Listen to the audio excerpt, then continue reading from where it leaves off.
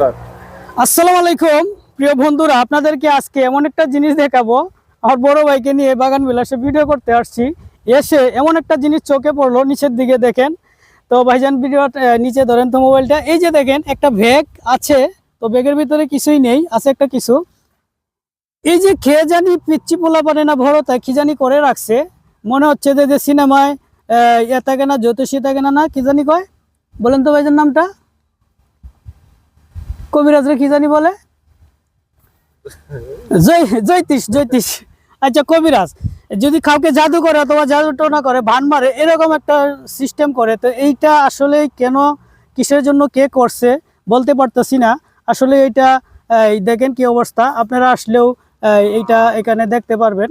তো জানি না আসলে এটা কি, কে তৈরি করেছে, কোনো পিচ্চি পোলাপানে না, অথবা কোনো বড় ধরনের বয়স্ক লোকেই তৈরি করেছে, বুঝতে পারতেছি না।